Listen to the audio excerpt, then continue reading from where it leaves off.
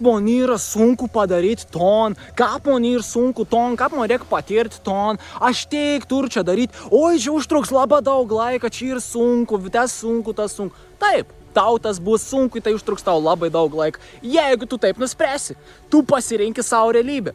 Ir jeigu tu sakys, kad man kaip sunku, kaip blogai, čia tas atsitieka įvyka, čia toks dalykas įvyka dabar, man šitas atėjai kažkoks pavyzdys dabar, atėjai bosas, mane išmetė iš darbo, tu savo, ką bloga, kaip man dabar bus sunku. Ko tu padarė? Du dalykus. Tu pamatėtum dalyką ne kaip galimybę, o kaip blogą dalyką. Iškart, kad numuš tavo būseną, numuš tavo dažnį, numuš tavo vibraciją, kad tu pritrauktum dar tokias pačias situacijas. Antra, tu pasakė, kad tau labai sunku yra ir tau viskas, tavo gyvenimas dabar bus sunkus, nes tu nusprendė, kad tau sunku ir visą tą sako, tam sunku ir, gerai, mes palaikysim besąlygišką, anon tep, kaip ant stik, ko mums nori tikėti, nes mes besąlygišką mylam.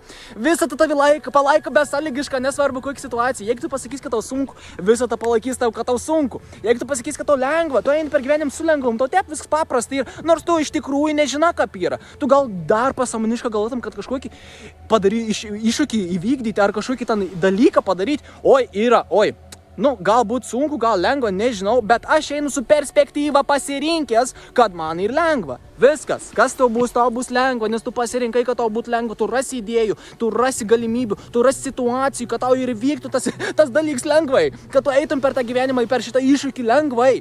Nes bet koks dalykas, kas ateini mūsų gyvenimą, kaip prieš tai minėjau, išmeti iš darbo, o ne, kas dabar gailestauti, einu verkti, liūdėti. Bet koks dalykas, kas ateina tavo gyvenime, jeigu jis atrodo iš tavo ego pusės būna negatyvs, tu gali paversti pozityvą. Nes tau, ką tau reikia padaryti, yra pastebėti tai ne kaip blogai, o galimybė. Tai yra galimybė man šitais pakeisti save, galimybė man padaryti kažką, ko aš tiek ilgai norėjau daryti. Ačiū visatą, aš toks esu dėkingas, kad tu padarėjai ir išmanifestavai šitą situaciją. Galbūt tai nebuvo kažkas, ko tu labai pagydavai šiam momente, bet jeigu tai įvyko dėl priežasties, tai tu dėkok už tai. Tu pastebėk tai, nes kas vyks? Tavo fizinis smegenys nežino, kaip įvyks dalyką.